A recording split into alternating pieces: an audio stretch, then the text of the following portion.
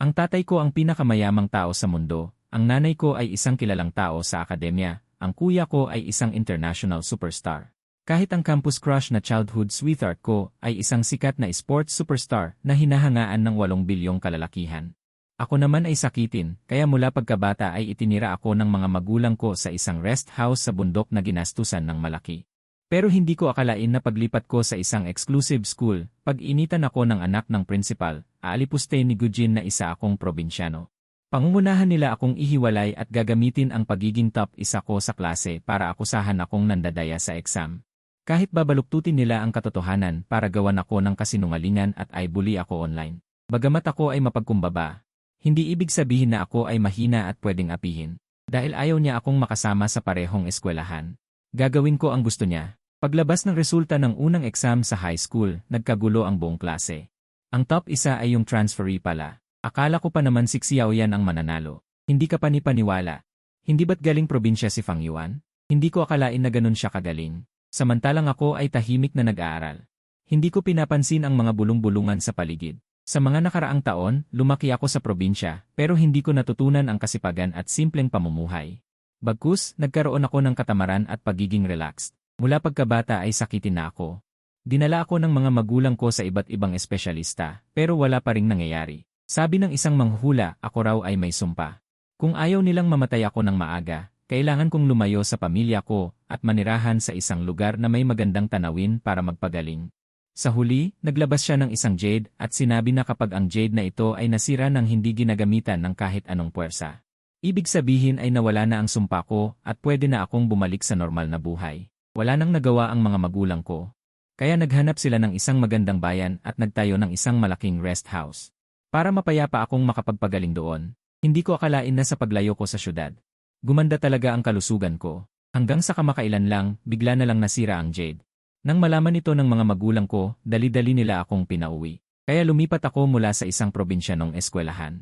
Papunta sa exclusive school na ito. Sabi ng nanay ko, ang uncle ko raw ay school board member. Inayos niya na mapunta ako rito para maalagaan niya ako at mapanatag ang mga magulang ko. Ang nanay ko ay isang kakaibang babae. Mula pagkabata ay mas magaling na siya kaysa sa mga kaedaran niya, kaya lumipat siya ng mas mataas na level sa eskwelahan. Siya ang pinakabatang EA holder sa bansa at isa sa mga top professor sa isang sikat na universidad. Isa siyang kilalang akademiko na may mataas na pagtingin sa larangan. Mapalad ako at namana ko ang pagiging laging nangunguna sa mga pagsusulit. Kahit na lumipat ako sa eskwelahang ito ng mga may kaya, kayang-kaya kong sagutan ang mga pagsubok sa musika na pang-olimpiyad. Ngunit hindi talaga naniniwala si Xiao Yan sa mga marka ko. Galit na galit siyang lumapit para tanungin ako, Fang Yuan. Napakahirap na nga ng pagsusulit sa musika, nagawa mo pang mandaya. Hindi ka ba nahihiya? Nang marinig ko ang kanyang paniniguro, hindi ko maiwasang magtaas ng kilay. Noong bago pa lang ako sa paaralan, pinayuhan na ako ng katabi ko. Na si Xiao Yan ay anak ng punong guro, mayaman at matalino. Laging nangunguna sa buong taon, mayabang at mapagmataas. Pinag-ingat ako na huwag siyang magalit. Noong mga panahong iyon, naisip ko na masyado akong kalmado. Kaya hindi ako makakagalit ng kahit sino. Pero bagaman kalmado ako, hindi ibig sabihin na ako ay api-apihan.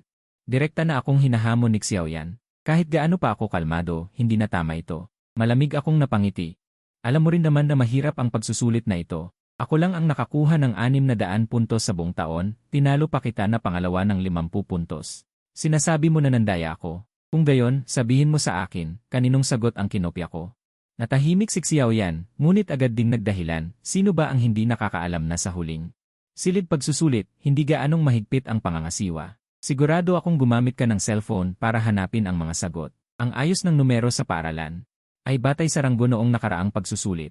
Transfer student ako at walang marka noong nakaraang taon. Kaya ang numero ko ay nasa huling pwesto. Ikinrus ko ang aking mga braso at tumingin ng may kumpiyansa. Kung ganyan ka kasiguro, paano? Katabi ba kita at nakita mo mismo?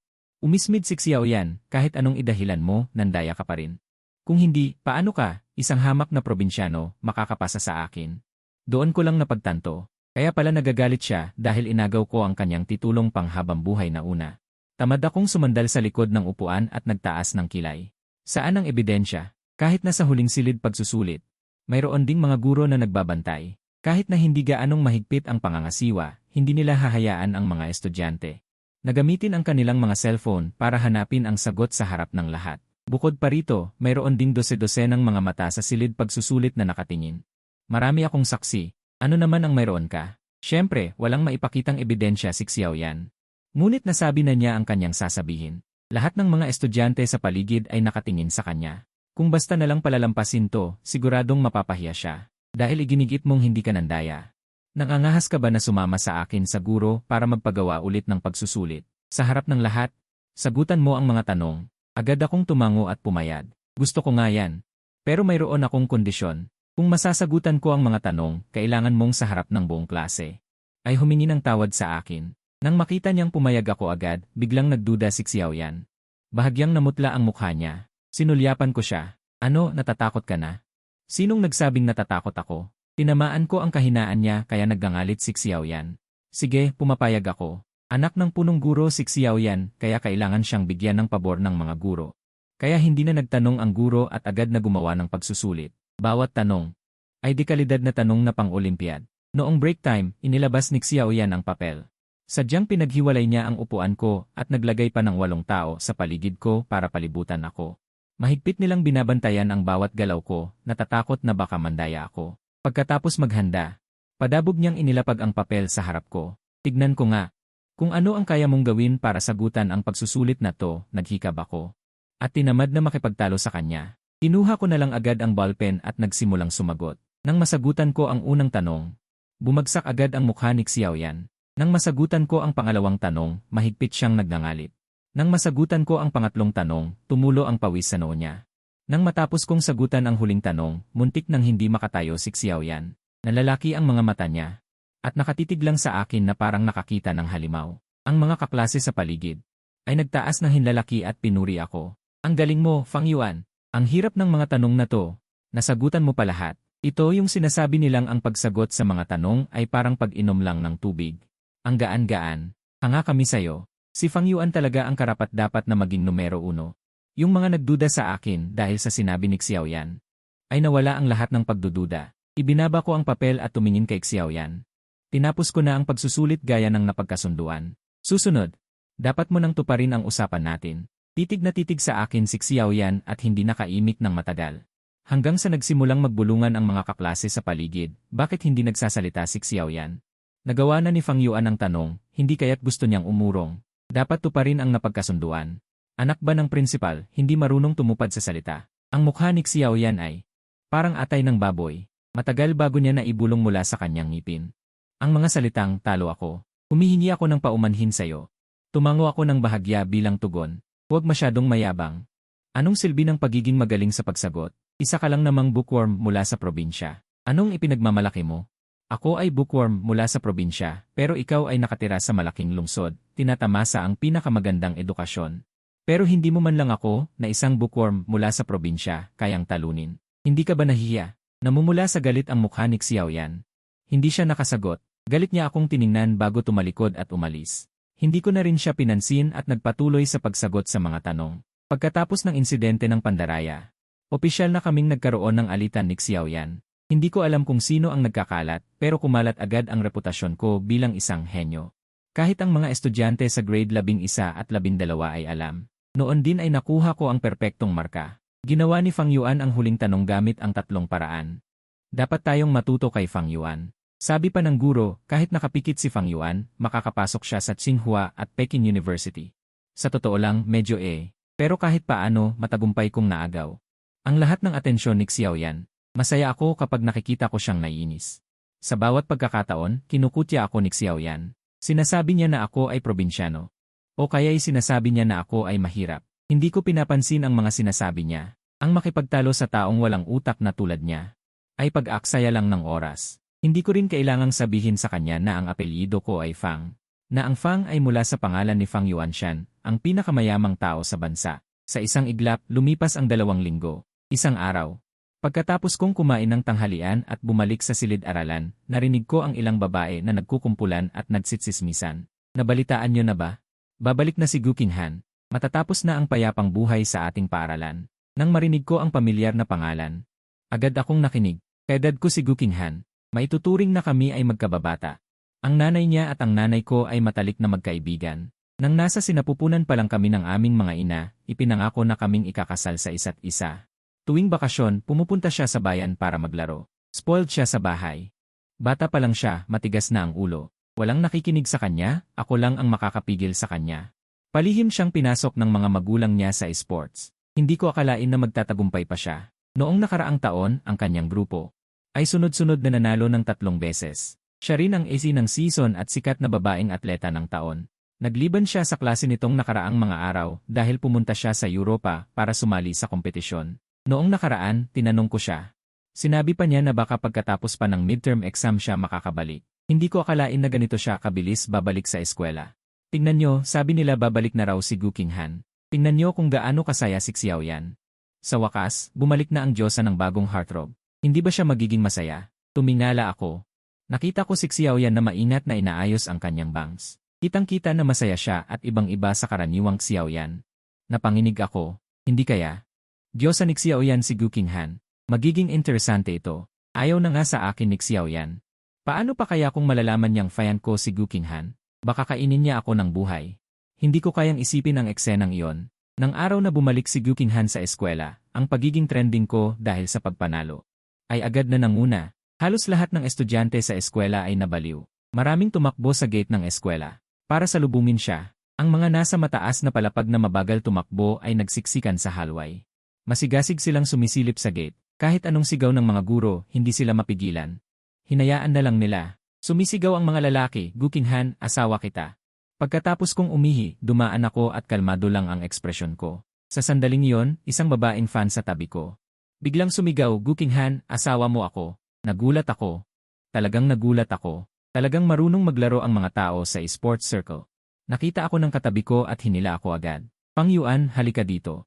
Ipinagtabi kita ng magandang pwesto. Sabi ni Xiaoyan sa nakakainsultong tono, hindi ba't nagpapanggap kang mataas?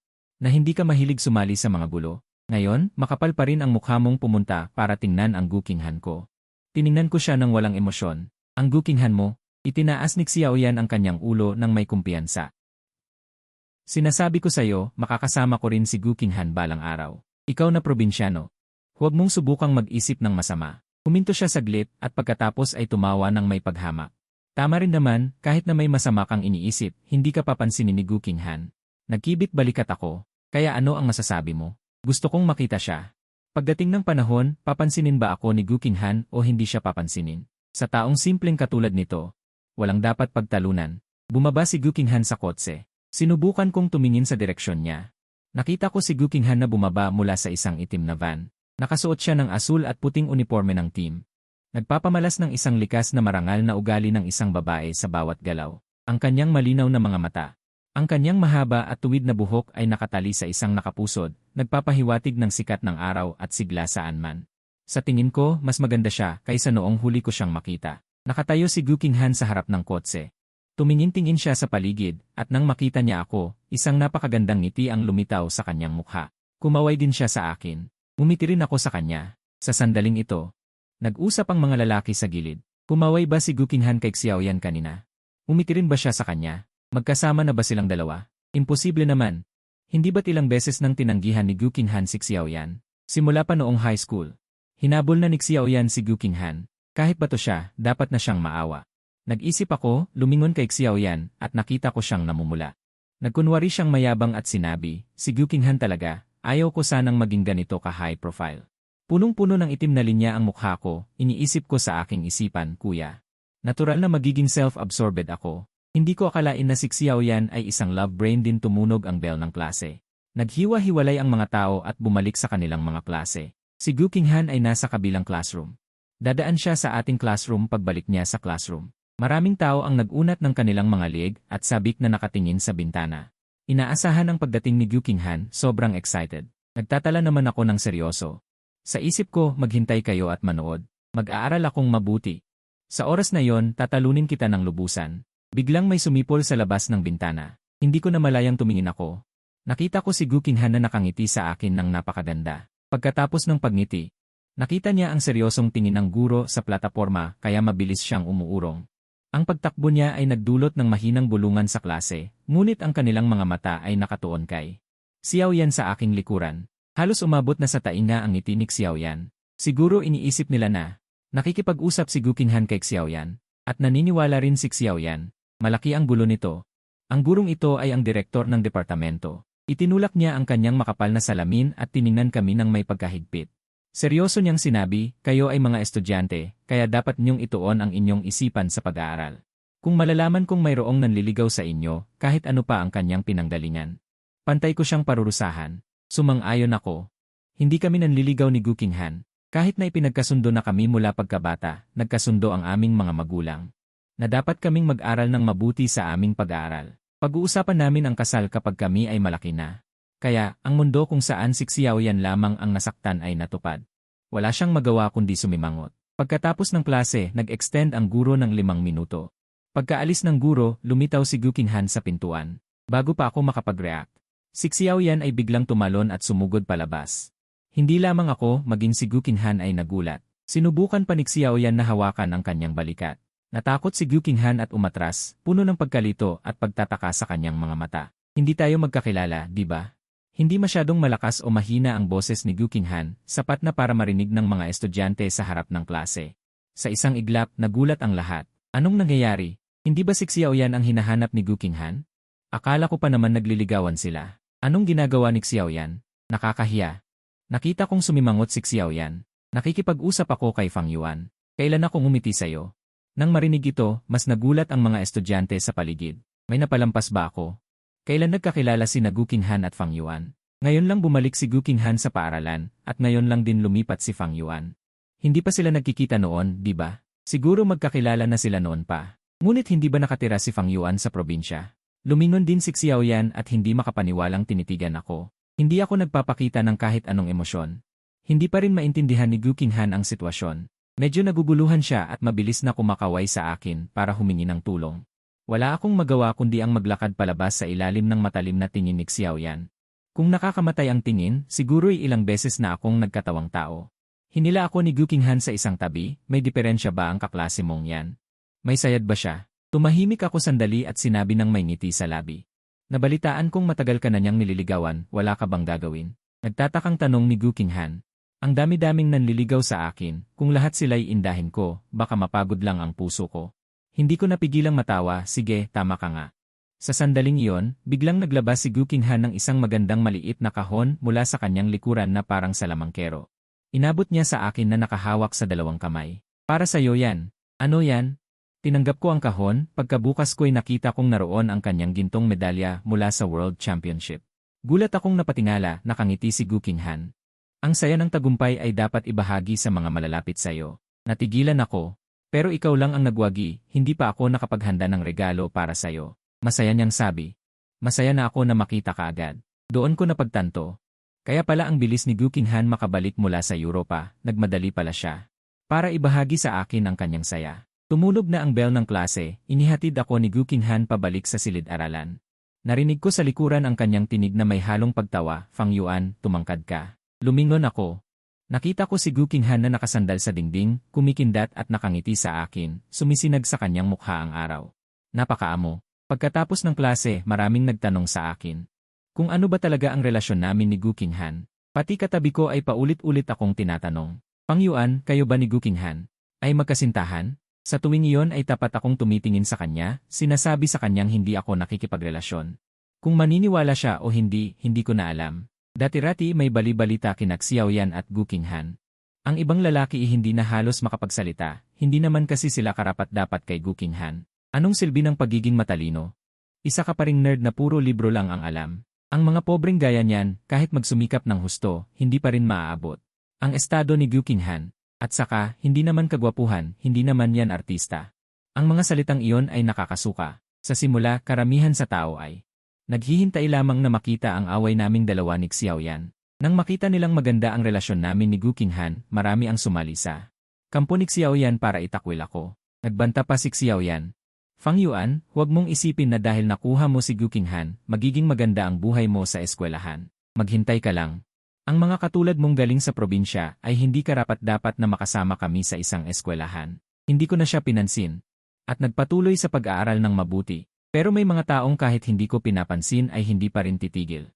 Malapit na ang pagdiriwang ng paaralan, magkakaroon ng gabi ng programa ang paaralan. Kami, na mga nasa ika-12 baitang, ay hindi na dapat sumali sa ganitong mga aktibidad.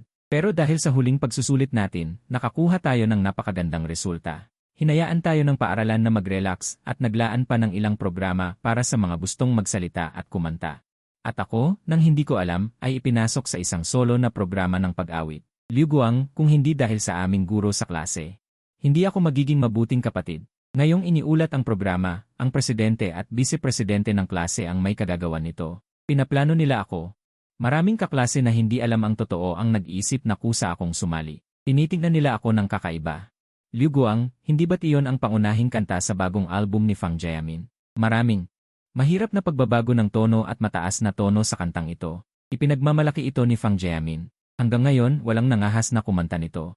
Kapag kinanta mo ang ganitong kanta, siguradong babagsak ka. Kahit ang orihinal na mga awit ay hindi kayang kantahin ito ng maayos. Kakantahin daw ni Fang Yuan ang kantang ito. Saan siya kumuha ng lakas ng loob? Teka, narinig ko na inimbitahan ng paaralan si Fang Jiamin sa pagdiriwang ng paaralan. Para magtanghal bilang panghuli. Kung kakanta rin siya, hindi ba't mapapahiya siya sa harap ng lahat? Talaga? Hindi ko nakita na inilabas ng kanyang studio ang kanyang schedule. Sigurado ka ba? Mayroon akong koneksyon. Sinasabi na inanyayahan siyang bumalik sa kanyang alma mater para sumali sa aktibidad. Pribadong lakad iyon. Kaya hindi ito inihayag sa publiko. Nang marinig ng lahat na binanggit ang sikat na artista na si Fang Jiamin, ang atensyon ay lumipat mula sa akin papunta kay Fang Jiamin. Mula sa kanilang mga usapan, nakuha ko ang punto. Pupunta ang kuya ko sa paaralan. Bakit hindi niya sinabi sa akin? Tama, ang sinasabi nilang sikat na artista na si Fang Jiamin ay ang aking tunay na kuya. Sumali siya sa isang programa sa musika noong siya ay 20 taong gulang. Dahil sa kanyang gwapong hitsura, malinaw na boses at matatag na kakayahan sa pag-awit, maraming humanga sa kanya habang ipinapalabas ang programa. Mabilis na sumikat, sa loob lamang ng kalahating taon ay nakilala na sa loob at labas ng bansa, naging isang sikat na personalidad. Gayunpaman, siya ay may malamig na personalidad, bihira sumali sa mga variety show maliban sa pagdalo sa mga mahahalagang seremonya ng paggawad. Halos hindi siya nagpapakita sa publiko. Ang isang super idol na tulad niya ay gustong bumalik sa kanyang dating paaralan para sumali sa aktibidad. Hindi nakapagtataka na ang mga batang babae na ito ay labis na nasasabi. Habang abala ang lahat sa masiglang talakayan. Tungkol kay Fang Jiamin, lumapit ako sa class president at kay Xiaoyan para ipatanggal ang aking programa. Umiwas ng tingin ang class president na tila nagkasala. Naipadala na ang programa sa class advisor. Kung gusto mong ipatanggal, ikaw ang magsabi. Bagaman inaasahan ko na ito, hindi ko pa rin maiwasang sumimangot. Ikaw ang nagpresentang irehistro ako, tapos ako pa ang magsasabi na ipatanggal. Walang anumang pagsisisi si Xiaoyan, sa halip ay buong pagmamalaki siyang nagsabi, ano ba, hindi ba't gusto mong magpasikat? Heto na ang pagkakataon para magpasikat ng todo. Dapat ka pang magpasalamat sa amin. Dahil kay Xiaoyan, naging matigas din ang class president, na may tuturing din itong pagtatanghal kasama si Fang Jiamin. Ang ganitong pagkakataon ay pinapangarap ng iba. Kaya magpasalamat ka na lang at huwag nang magkunwaring hindi ka natutuwa. Tumawa ako. Anong big deal kung makasama si Fang Jiamin sa entablado? Narinig ko na nga si Fang Jiamin na kumakanta habang naliligo, di ba? Iyon ang eksklusibong palabas. Sino kaya ang nakakita ng ganoong tagpo? At saka, bawat bagong kantang isinusulat ng kuya ko, ako agad ang pinapakinggan niya. Ako ang una niyang tagapakinig. Hindi ko kailangan ang sinasabi niyang pagkakataon. Ang kantang Liu Guang ay kinatha ng kuya ko sa mountain resort habang nagpapagaling ako mula sa kalikasan. Noon, walang ginawa ang kuya ko kundi kantahin ang kantang ito. Halos mabingi na ang tainga ko, kaya hindi ko kayang kantahin ang kantang ito.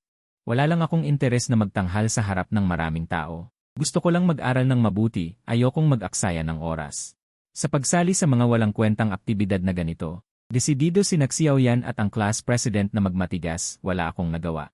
Kaya ako na mismo ang nagpunta sa class advisor. Nahirapan ang class advisor at sinabing na ipadala na ang iyong programa. Nakumpleto na ang listahan ng programa. Hindi na angkop na baguhin pa. Alam ng teacher na ikaw ay isang mag-aaral na mahilig mag-aral, ngunit kailangan ding magpahinga. Paminsan-minsan, maglibang. Walang masamang magpahinga. Walang ekspresyon ang mukha ko. Hindi ko iniisip na ito ay libangan. Para mo na rin akong sinabihang magpatawa sa lahat, imbes na magtanghal sa entablado. Bago pa ako makapagprotesta, tinapik ng aming guro ang aking balikat. Naniniwala akong magagawa mo ito ng mahusay. Cheer!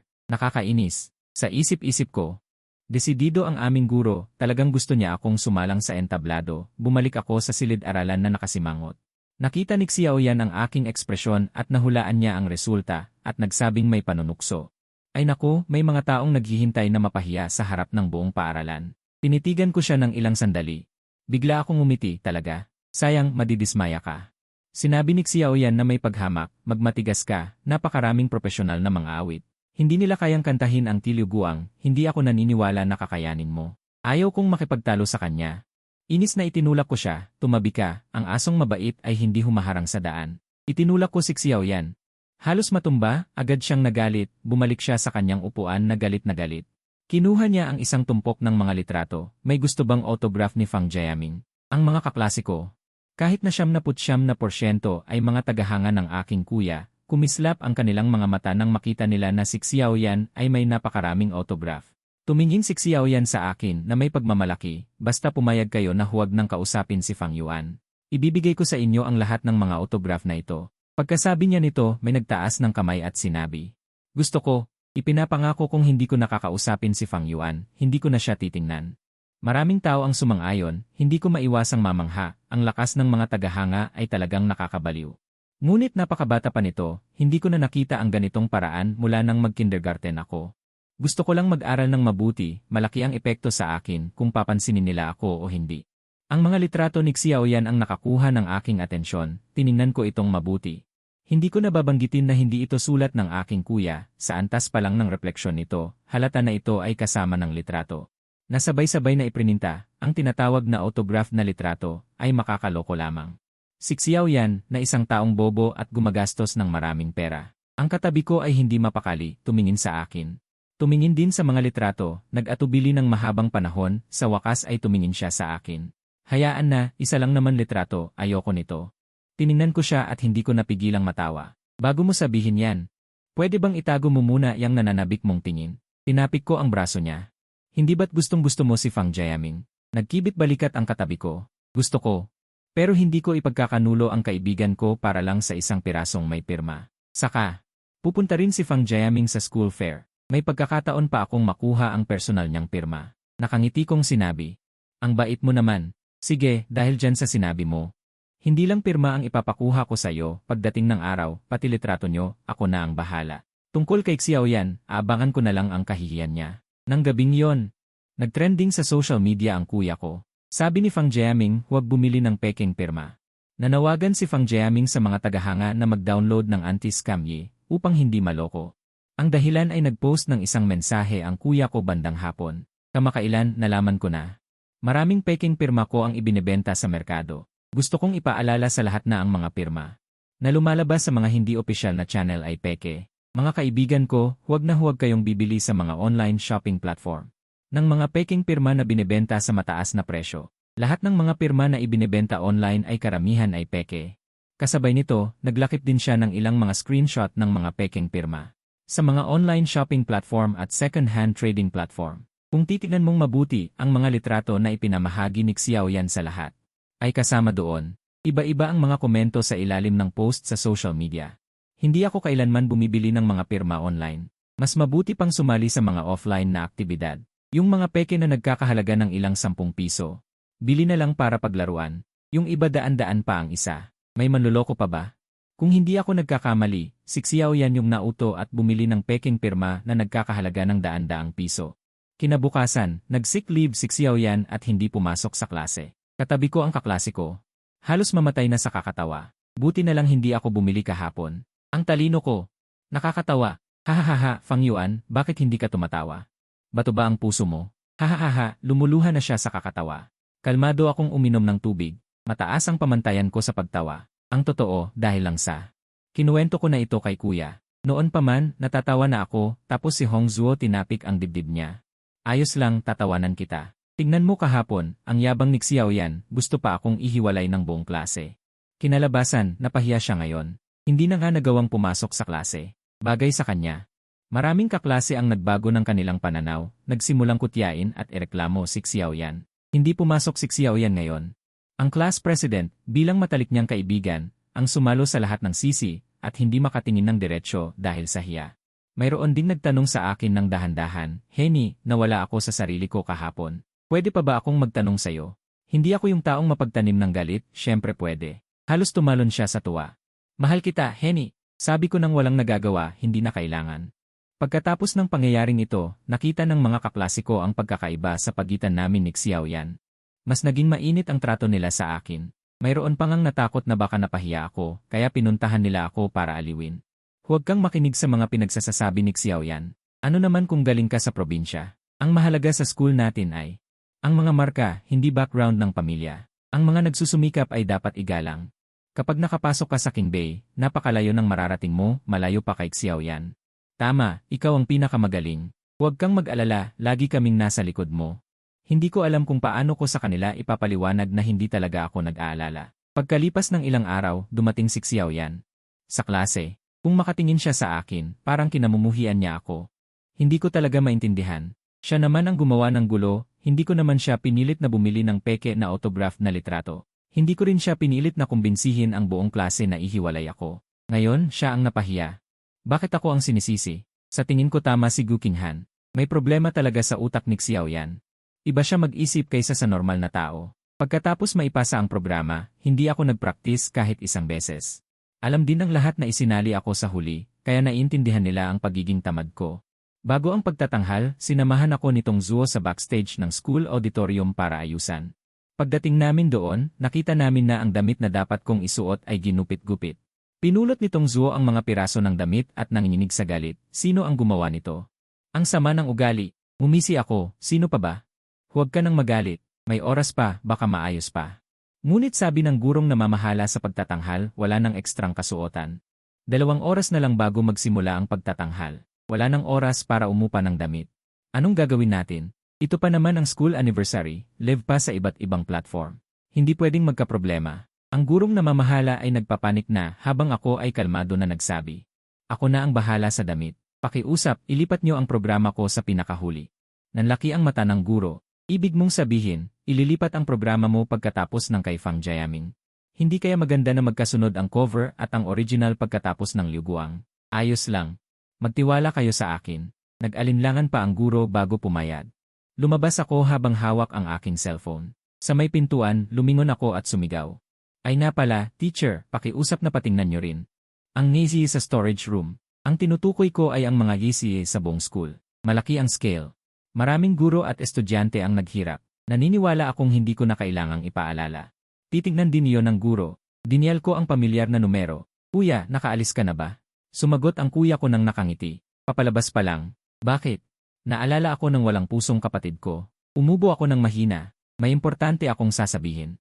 Kailangan ko ang tulong mo. Ikinuwento ko sa kuya ko ang tungkol sa nangyari sa school at ang tungkol sa damit. Matagal na katahimikan sa kabilang linya. Kahit sa pamamagitan ng cellphone. Na-imagine ko na ang laging malamig na mukha ng kuya ko ay puno ng galit. Huwag kang mag-alala. May mga security guard sa entrance papunta sa backstage. Kailangan magpakita ng ang mga staff at performer para makapasok. Binigyan pa siya ng hiwalay na waiting room. Kilala ako ng security ng kuya ko kaya hindi ako naharang nang puntahan ko siya. Pagkabukas ng pinto, walang staff sa tabi ng kuya ko. Nang makita niya ako, agad niyang kinurot ang pisngi ko. Tumango siya ng may kasiyahan. Mabuti, hindi ka pumayat. Mukhang maganda ang lagay mo. Umiwi ako. Tumawa ang kuya ko at ginulo ang buhok ko. Halika, tingnan mo. Maganda ba ang damit na pinili ko para sa'yo? Napangiti rin ako, hindi na kailangan pang tingnan. Ang inihanda ng kuya ko para sa akin, siguradong pinakamaganda. Kapag may masarap o nakakatuwa, itinatabi niya palagi. Kapag bakasyon, dadalhin niya sa akin, kahit saang sulok ng mundo. Kahit gusto ko ang mga bituin at buwan sa langit, gagawan niya ng paraan para makuha. Yung gurong nang gugulo sa'yo, kailangan mo ba ng tulong ko para ayusin? Binanggit si Xiaoyan. Ang magandang kilay ng kuya ko ay biglang nagdilim. Hindi na kailangan, hindi ko siya pinapansin. Kung pinapansin ko ang mga kalokohan niya, isinumbong ko na sana siya kay Tito. Malaki ang kasalanan niya ngayon. Hindi ko na kailangang kumilos, papanagutin siya ng eskwelahan. Ayokong madumihan ng mga ganitong klaseng tao. Ang kamay ng kuya ko na tumutugtog ng piano. May kalahating oras na lang bago ako umakyat sa entablado. Nagpaalam ako sa kuya ko. Bumalik ako sa silid pahingahan. Sa pagliko ko, parang may nakita akong gumagala-gala. Kumunot ang noo ko, pero hindi ko na pinansin. Nakita nitong Zuo na kasama ko si Li Fu. Nakahinga siya ng maluwag at hindi na nagtanong kung saan ako pumunta. Mabuti naman. Kanina, sinasabi ni Xiaoyan dito na umatras ka sa laban. Natatakot kang mapahiya kaya tumakbo ka. Buti na lang at nakabalik ka agad. Bahagyang nagulat ako. Nasa backstage rin si Xiaoyan. Tumango si Tongzhuo. Nag-apply siyang maging staff. Nakita ko pa siyang nagmamadali kanina. Ngayon, hindi ko alam kung saan nagpunta. Nakita niya akong nakakunot ang noo, kaya hinila ako agad ni Tongzhuo. Paupuin sa harap ng salamin. Dahil naayos na ang problema kay Li Fu, huwag ka nang mag-alala sa iba. Magbihis ka na at maghanda. Naririnig ko na ang malambing na tunog ng piano at anghel na boses ng kuya ko mula sa entablado. Hindi na ako nag-aksaya ng oras. Nagbihis ako at nagmadali sa backstage. Habang bumababa ang huling nota, nag-umpisa nang magsalita ang host. Dahan-dahan akong umakyat sa entablado. Tumama sa akin ang spotlight. Napasinghap ang lahat. Narinig ko ang mga estudyante sa unahan na nag-uusap. Wow, ang gwapo. Ang ganda pala ng aura ng school genius. Sino nagsabi na taga-Bukid ang school genius? Tingnan niyo naman ang natural na karangyaan. Hindi yan kayang gayahin ng iba. May nakakilala rin sa damit ko. Sabi ng isa. Parang gawa ng high-end designer, Hindi naman yan binigay ng school, di ba? Dahan-dahan nang tumutugtog ang mga instrumentong de cuerdas. Kinuha ko ang mikropono nang magsasalita na sana ako nang biglang. Pak! Biglang tumigil ang tugtog. Hindi ako nakapag-react, nasamid ako sa lyrics na nasa dila ko na. Naguluhan ang mga manonood. Bakit tumigil ang tugtog? Ilang guro at estudyante ay nagmamadaling tumakbo papunta sa sound booth. Sa sandaling iyon, biglang tumunog ang piano. Nang marinig ko ang pamilyar na tunog at musika, kumalma ako. Nagsimula akong kumanta, katulad noong sumusulat ng kanta si Kuya sa farm. Siya'y tumutugtog ng piano, ako'y kumakanta. Siya'y kumakanta, ako'y umaawit kasabay. Nang matapos ang isang kanta, natahimik ang lahat. Tumayo ako sa gitna ng entablado at yumuko sa mga manonood. Biglang sumabog ang palakpakan at hiyawan. Si Gu Qinghan ay nasa mga manonood. Sumisigaw ng malakas. Pang Yuan, mag-debut ka na. Agad. Sumabay sa kanya ang buong madla. Pang Yuan, mag-debut. Pang Yuan, mag-debut. Sa kabila ng maraming tao, ninisyan ko si Gu Qinghan. Sa wakas, matagumpay na natapos ang pagtatanghal na ito. Bago ako bumaba sa entablado, hinaplos ni Kuya ang ulo ko. Maya-maya, magpalit ka ng damit. Ililibre ka ni Kuya ng hipon. Tumango ako ng todo. Hindi ko inaasahan na pagkatapos kong magpalit ng damit, ay hinarang ako ng isang grupo ng agresibong babae sa loob ng dressing room. Sino si Fang Yuan? Lumabas ka. Naguguluhan ako. Sino na naman kaya ang nagawa kong kasalanan? Imposible naman. Namumutla ang mukha ng kaklase ko habang hawak ang kanyang cellphone. Sabi niya, lagot na. Fang Yuan, tignan mo. Trending ka. Lumapit ako at tumingin. Sa eksaktong salita, ako at si Kuya ang nag-trending. At hindi maganda ang dahilan. Nakakagulat, si Fang Jiaming, hinihinalang may relasyon sa isang estudyante sa Nan High School. Nabulgar ang pribadong lakad ni Fang Jiaming. Nakipag-date pala siya sa isang estudyante sa Nan High School. Sino ang nasa taas o sa baba? Malaking pagbubunyag. Ang sexual preference ni Fang Jiaming. Ang boyfriend na hindi taga-showbiz ay nagmula sa isang mahirap na pamilya. Umasa sa boyfriend para makapasok sa isang pribadong paaralan para sa mayayaman. Ang galing ng pagkakasulat ng mga headline na ito. Ang galing pero wag na ulitin. Nang i-click ko, daan-daang marketing accounts ang nag-share nito. Tungkol naman sa laman, isang litrato lang. Puro imbento lang, paulit-ulit na lang yung mga litrato sa internet. Yung isa, nasa dressing room ako ni Kuya, sinusubukan niya kung kaya niyang kurutin yung pisngi ko, halata namang kinuhanan ng patago. Tapos yung isa pa, nakasuot ako ng high-end na suit, kumakanta sa entablado, tapos si Kuya yung nag-a-accompany sa akin. Sumabog yung comment section, sobrang disappointed daw sila kay Fang Jiaming, hindi naman daw namin siya pinagbabawalan maghanap ng girlfriend. Pero girlfriend na lalaki pa, tapos kasama pa raw ang isang menor de edad, sobra na raw yon.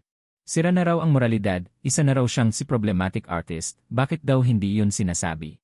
Nang akit daw ng artista si estudyante mula sa South High, narinig daw nila na galing daw yon sa probinsya. Kung hindi raw dahil sa pang-akit niya, paano raw makakapasok sa exclusive school at makakasuot ng high-end na damit? Sobrang mahal daw talaga. Sikat na artista nagpipiano para sa isang ordinaryong tao. Huwag na raw kaming maglinis, 17 years old pa lang daw yung isa, tapos nakikipag-date na sa isang sikat na artista. Yung 17 years old ko raw walang alam gawin. Lumala ng lumala yung usapan, umabot na sa puntong sinisisi na. Ang sama na raw ng ugali ni Kuya. Kaya pala maraming babae sa labas, siguro mga fans ni Kuya yon. Hahanapan daw ako ng paliwanag. Ang daming sumisigaw sa labas, sinisipa na yung pinto ng information center. Akala mo sisirain na nila yung pinto. Lumayas kayong lahat. Subukan nyo lang ulit manira, narinig kong sabi ni Gu Qinghan. Si Gu Qinghan, kilalang kilala bilang mainitin ang ulo na school beauty, walang gustong kumalaban. Lakas loob na sabi ni Xiaoyan. Hindi mo naman siguro siya gusto, di ba? Susuntukin na talaga ni Gukinghan, bilisan niyong buksan yung pinto. Gukinghan, kumalma ka. Huminto yung kamao ni Gukinghan sa ere. Nag-smirk, binitawan si Xiaoyan. Napaupo si Xiaoyan sa sahig. Galit na galit siyang nakatingin sa akin. Ako pa talaga sinisisi niya si Gukinghan naman dapat yung susuntukin niya. Bago pa ako makapag-isip, may isa pang babae na nagsalita. Ano ka ba Fang Yuan, nagtatago ka sa likod ng iba? Magpaliwanag ka nga ng harapan. Lumingon ako. Kay Gukinghan na katabi ko. Akmang sasagot na ako nang marinig ko yung malamig na boses ni Kuya. Mula sa likod ng mga tao. Huwag niyong pahirapan yung kapatid ko. Anong gusto niyong itanong? Ako na ang sasagot. Kapatid, may nakakuha ng atensyon. Mayroon ding bumulong, kapatid din si King, ibinebenta ng kuya ang kanyang mahahabang binti. Lumapit siya sa akin at, kasama si Gukinghan sa magkabilang gilid, pinrotektahan ako sa gitna. Bahagyang sumeryoso ang kanyang mga mata, may bahid ng galit sa kanyang dating malamig na mukha. Huwag kayong mag-alala, bibigyan ko ang lahat ng paliwanag. Naabisuhan ko na ang legal team ng studio. Paparating na rin ang mga magulang ko at sa tamang panahon, mapapatunayan nilang. Magkapatid kami ni Fang Yuan. May mga taong may masamang intensyon na gumamit ng mga kuhang litrato sa internet para sirain ang aming reputasyon at akusahan kami ng paninira sa aking kapatid. Gagamitin ko ang batas para papanagutin sila. Talagang sanay na sa mundo ng showbiz, ang galing magsalita. Pagkatapos ng kalahating oras, dumating ang mga magulang ko sa eskwelahan. Nakasunod naman sa aking tiyuhin ang prinsipal na mukhang nag-aalala. Nakarating kami sa backstage. Madalas lumabas ang mukha ng tatay ko sa mga financial magazine. May nakakilala sa kanya at nagulat. Hindi ba't siya si Fang Yuanshan, ang pinakamayamang tao sa bansa? Baliwala sa tatay ko ang tingin ng iba. Tumigil siya at lumapit sa akin. Inakap niya ako ng mahigpit. Ang bait ng anak ko, nahuli ang dating ni tatay. Nagulat ang mga guro at estudyante sa paligid. Ano? Anak pala ni Fang Yuanshan si Fang Yuan. Ibig sabihin, anak din ni Fang Yuanshan si Fang Jiaming. Ang babait nilang magpakumbaba, hindi nila sinabi sa akin. Bagamat simple. At may paninindigang babae ang nanay ko, mayroon siyang aura ng isang guro at may matalinong mga mata. Na nagpapakita ng kanyang pagiging hindi ordinaryo. May estudyanteng nag-search ng may pagtataka. At halos malaglag ang kanyang panga. Siya si An King, na kamakailan lang. Ay kinilala ng National Academy of Sciences bilang Academician An King. Nakita ko rin ang hot search na yon. Noon pa lang, humanga na ako sa kanya. Kaya pala napakatalino ni Fang Yuan, mana pala. Kaya pala hindi ako nagiging student ng school. Nakita ko na ang dahilan dahil wala akong mommy na isang henyo. Sa totoo lang, ang tatay ni Xiaoyan ay estudyante pa pala ng nanay ko. Sa harap ng nanay ko, hindi ko inaasahang mangyayari ang ganito kasamang bagay sa paaralan. Teacher An, Fang. Sa tingin nyo, ano ang dapat gawin? Nag-aalalang tanong ng prinsipal. Galit pa rin ang tatay ko. Huminga siya ng malalim at hindi nagsalita, kilala ang tatay niya sa pagiging may kaya. Ang mansyon na ipinagawa niya sa akin, mainit kung taglamig, malamig kung tag-init, kumpleto sa mga hardin at gazebo. Sabi nila, bilyon ang ginastos. Kahit sa probinsya ako lumaki, ang mga luho mula sa iba't ibang brand. Mamahaling relo, kotse, pag may bago, pinapadala agad ni Papa. Hindi ko maintindihan, nag-aaral ako ng mabuti sa bayan, hindi ko naman kailangan ang mga to. Pero sabi ni Papa, hindi bale, kung anong meron ang iba. Dapat meron din ang anak ko. Napagsungitan niya ako, pero kung ako ang inaapi. Magiging ganyan siya, nakasimangot katulad ng guidance counselor. Tiningnan niya ng matalim ang punong guro at sinabi. Ang estudyanteng nagnanakaw ng litrato, gumagawa ng chismis, naninira ng kapwa, siyang tunay na walang modo. Dapat talaga paalisin. Agad namang tumango ang punong guro, opo. Tama si Teacher Ann. Bumaling ang mama sa kuya niya at nagtanong, nalaman na ba kung sino? Tumango ang kuya at naglabas ng ebidensya. Pinahanap ko sa mga tauhan ko sa studio ang address at watermark ng mga litrato, at nalaman na iisa ang gumawa ng mga ninakaw na litrato. Ang nagpakalat ng chismis ay isang lalaking nagngangalang Xiaoyan. Natigilan ang punong guro. Siguro hindi niya alam na si Xiaoyan ang gumagawa ng mga kalokohang to, hindi niya akalain siya pala ang mapapahamak. Agad niyang sinabi, baka may hindi pagkakaunawaan dito. Tiningnan siya ng mama ng masama. Anong hindi pagkakaunawaan? Malinaw ang ebidensya, sisiraan ko ba ang bata? Dumagdag pa ang guro na namamahala sa mga kasuotan at props sa gabi ng pagtatanghal. Nagpatugtog ng video. Nakita ko sa sisi, sinira ang costume ni Fang Yuan. At sa sound booth, sinadyang putulin ang musika, si Xiaoyan din ang may gawa. Sumingit si Gukinghan sa usapan, ani, Tito Fang. Narinig ko, pagkatapos ng unang pagsusulit, si Xiaoyan ang may gawa. Lahat ng kalokohan ni Xiaoyan ay nabunyag. Galit na galit ang tiyuhin. Tinitigan ang punong guro at sinabi, ganyan mo ba pinalalaki ang anak mo, nagkakalat ng gulo sa eskwelahan? Naluluhang mukha ang punong guro. Hindi ko talaga alam, masyado ko siyang sinanay.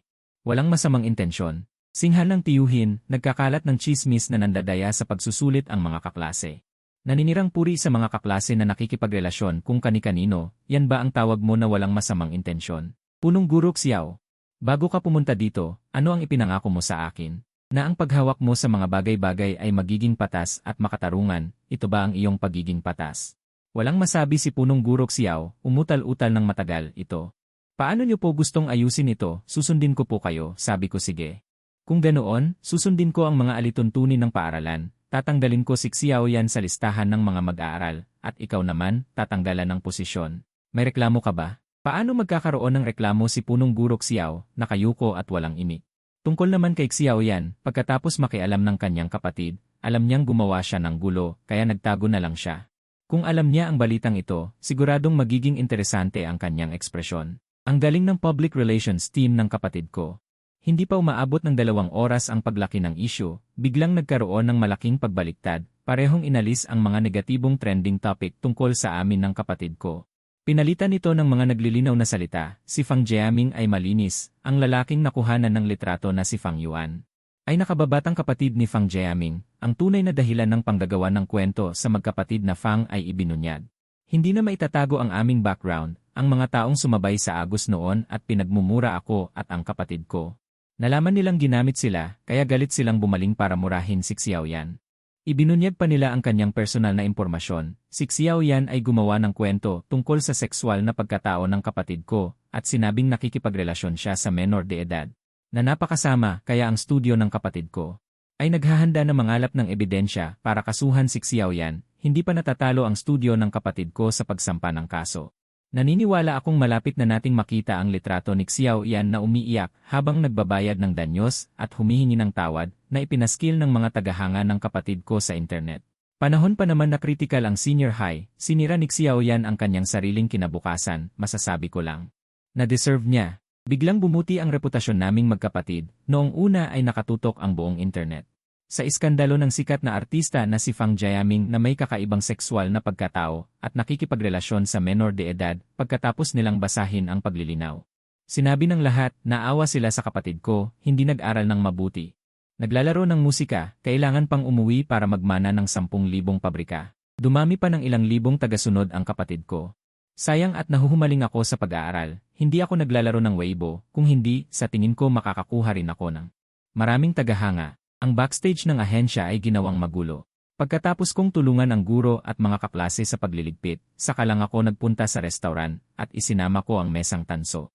Tinanong ko siya noon, galit na galit ang mga tagahanga ng kuya ko nang makita ang black hot search na yon. Bakit hindi mo ako pagdudahan at sumama sa kanila sa pagmumura sa akin? Sagot niya. Siyempre dahil naniniwala ako sa iyo at naniniwala rin ako kay Fang Jiaming, isa akong diehard fan ng kuya mo. Naisip ko noon, maaasahan itong mesang tanso, kapag may problema, handa talaga siyang panigan ako. Napakabata ng mga group picture at selfie, kaya dinala ko siya kaagad. Para kumain ng hipon kasama ang kuya ko, pero parang hindi masyadong matalino ang desisyon kong ito. Tutal, nandun sina tito at mga magulang, nakisali rin si Gu Qinghan, buong panahon namumula ang mesang tanso. Parang hipon, hindi talaga makagalaw ng chopsticks. Tinanong ni tito kung inaapi ba ako sa paaralan. Bakit hindi ko daw sinasabi sa kanya? Tumawa ako ng walang pakialam dahil walang sinuman ang pwedeng makaabala sa pag-aaral ko, nagtinginan ang nanay at tatay ko at nagtoast. Kung gayon, sana'y magtagumpay ang ating anak sa kanyang pagsusulit ngayong taon, kinuha ko ang baso ng inumin at bahagyang itinapik ito. Sige, naghihintay sa akin ang King Bay, walang halaga ang maliit na pangyayari at pagsubok na ito, mayroon akong mabubuting kaibigan. Mayroon akong pamilyang nagmamahal sa akin, at mayroon ding magandang kinabukasan na dapat abangan.